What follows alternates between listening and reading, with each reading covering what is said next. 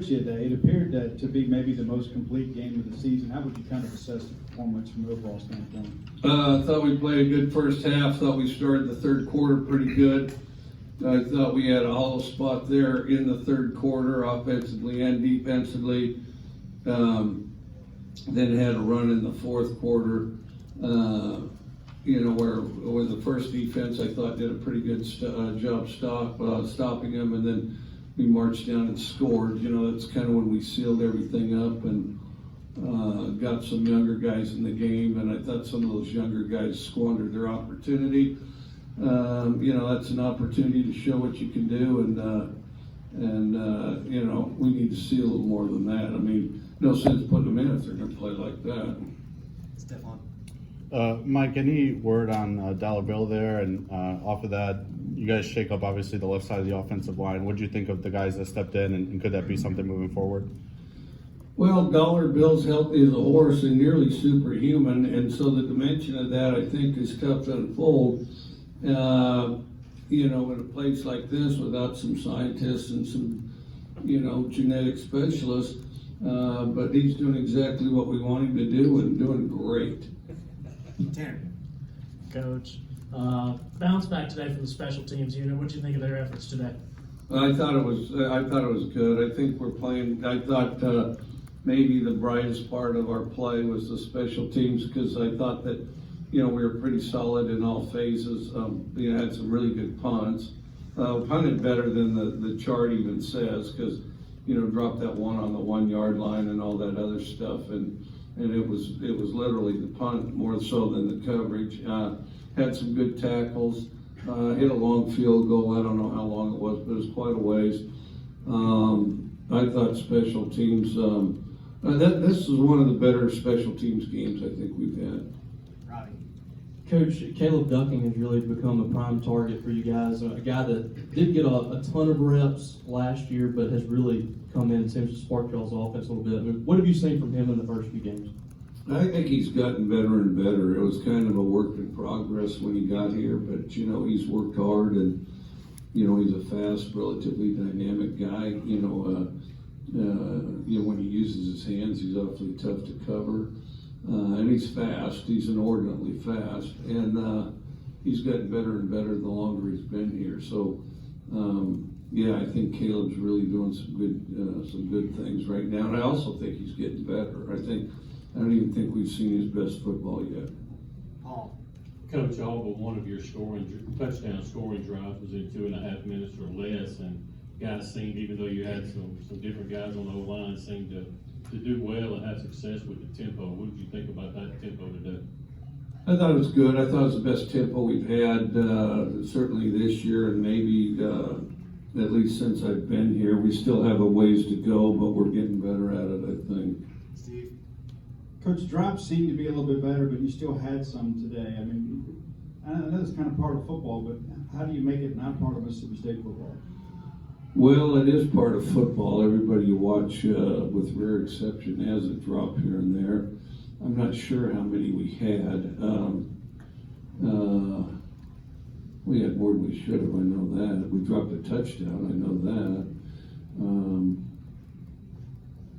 I don't know, we just keep catching balls. You keep catching balls, and then also, we want to develop the depth to play a number of guys. But then if you play all the same guys, you're going to have less drop balls too, so it's kind of a balance between getting reps on guys to bring them along for depth and for the future, but then also, you've got to go through some growing pains with it too.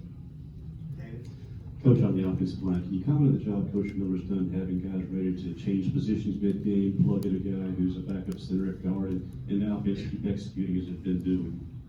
Yeah, I think it went pretty well. I think that we had a rough series the first half where we gave up 2 sacks. Where I wasn't very impressed with that. But in practice they move them around. And the other thing is the most important position's offensive line. Hands down, the most important position. There's people that argue that, but they're wrong. Either that or they don't know much about football or offensive line, and probably both. but definitely the most important position, the toughest position, the most physically demanding, and also the one that needs to be choreographed the most, because you can't hide a weakness at O-line, because the defense can move their guy wherever they need him to be instantly, whereas O-line wise you can't. I mean, you might flip him here, flip him there, but they can just move their guy as fast as you do. So I do think these guys are improving. I think they need to steadily improve, and I think that, well, I don't think they played their best football yet either, but they are improving. Yeah. You guys got Tulu Griffin more involved on the offense today. What did you think of his performance, and how good was it to see him get involved like that? He did some good things. I mean, you know, the biggest thing is he really gets in a rhythm. I mean, because he's fast and he's explosive. He also blocks well, and guys that block well always impress me. You know, the most important thing an offense does is block, and so guys that block well immediately jump up my list. And if it's close at all, I'll play the guy that blocks best over the guy that doesn't. And that's something I may ought to go back to evaluating, because we definitely need to block. And we missed some blocks early in this game too. Danny.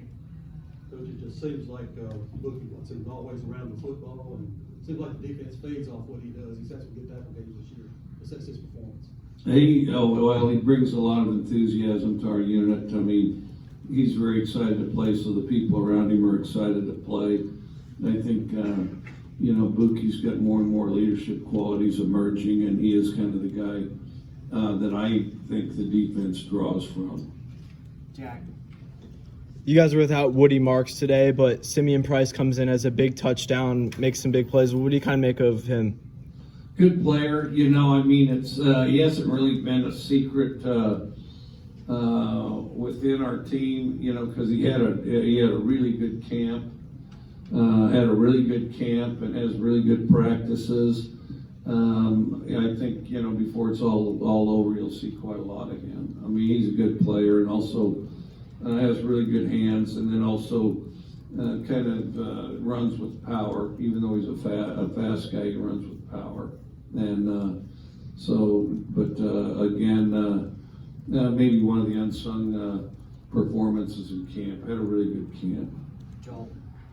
I think 4 of your first 5 drives, the defense forced 3 and outs, and 5 of the first 7. Just what was working so well, do you feel like, defensively, particularly early on? Well, I think we were playing together. You know, I think that the offense, defense, special teams were complementing each other's performance. I think, you know, defensively, first of all, I thought our D-line affected their quarterback, and you know, when the good things happened for us, it was when our defensive line was affecting the quarterback, and I think we've got to get better at that and do more of it, because I think we're definitely capable of more at that position as far as affecting quarterbacks. And then I did think we reacted to the ball. One of their scores, and they were really quite impressed. You know, one of their touchdown drives, 2 guys, and you know, I mean, those guys. They had 2 guys that made like career catches. I don't know about their career. If those 2 catches weren't the best catch in their career, I'd like to see the other ones that were. I mean, they were just utterly outstanding. I mean, the big man catches that one ball while he's being interfered with, and then the other guy catches it for a touchdown while he might have been being interfered with. I mean, it was the 2 extremely impressive catches. You know, yeah, I mean, those guys are really good players, and if I was Bowling Green, I'd be very proud to have those guys on the team. I thought they're tough and competitive. Cam. Coach, I believe the first quarter y'all outgained them 172 to 19 yards. Just what kind of attributed to the hot start on both sides of the ball? We got the ball first, was certainly helpful. I mean, you know, we did, then as a result, we hogged a chunk of that quarter. I thought that was beneficial. But I did think, you know, we wanted to start fast, and we did start fast on offense and started fast on defense and did some good stuff on special teams. I think all 3 sides playing together, that's when teams are really playing their best. Robbie, then we'll close it out with Steph. Speaking of special teams, any update where you stand in the kicking competition after the 53-yard field goal from Raven? Well, I'm behind, but I mean, I've been hoping to be behind every week. And so, yeah, he's starting to, make some strides and definitely leading me after this week. And so I think we all hope he can hang on to it, How do you feel like he's handled that too, stepping in, came in the Arizona game and now stepping in and handling kickoffs and field goals? No, I think better and better, I mean, I think better and better. He looked good today, And then, of course, both of them did some good things. Kicked it through the end zone, looked good on extra points and a long field goal. How long was it? 53. That's quite a bit. That's a good poke right there. All right. All right, thank you. All right. Thanks.